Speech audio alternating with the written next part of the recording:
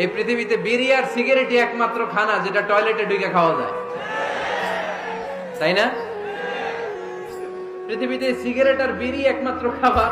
রাগ করবেন না যারা খান, রাগ করেন না। আবার একটু কমন সেন্সটা কাজে লাগানোর জন্য, চিন্তার জন্য বলতেছি। এটাই পৃথিবীর একমাত্র খাবার যেই খাবারের গায়ে এই খাবারের বদনাম লেখা থাকে, স্মোকিং কজেস ক্যান্সার। ধূমপান কর্কট রোগের কারণ, ধূমপান স্বাস্থ্যের পক্ষে ক্ষতিকারক লেখা থাকে না? আচ্ছা ধরেন ফরিদপুরে একটা কোম্পানি নতুন চানাচুর বের করছে, ওই চানাচুরের গায়ে লেখা এই চানাচুর খাওয়ার 1 ঘন্টার মধ্যে বমি শুরু হবে আর ডায়রিয়া হবে। খাবেন? কি কইবেন? তুই খা। দোকানদারে কি কইবেন?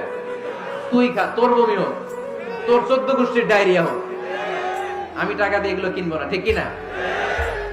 কারণ এই প্রোডাক্টের গায়ে এই প্রোডাক্টের বদনাম লেখা, এটা আমরা কিনবো কেন?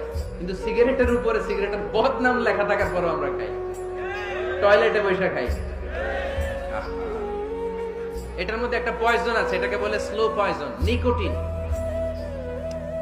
এটা আপনার লাং, ফুসফুসকে শেষ করে দিবে। Slow poison.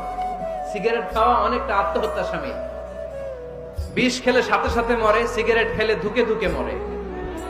আর সিগারেট থেকে হিরোইন, গাঁজা, ফেন্সিডিল, ইয়াবা, ম্যারিজুয়ানার পথে মানুষ পথ বাড়ায়, পা বাড়ায়, তাই না? এগুলো খাবেন না। ওয়ালা তুলকু আইদিকুম ইলা তাহলুকা। নিজে নিজেকে স্বেচ্ছায় ধ্বংসের দিকে ঠেলে দিও না। জীবনটা অনেক সুন্দর, জীবনটা অনেক রঙিন। আল্লাহর দেয় জীবনটাকে উপভোগ করার দরকার আছে না নাই? এই জন্য সিগারেটকে এই ফরিদপুরের প্রোগ্রাম থেকে আমরা আজকে নো বলে দিলাম। কি বলে দিব?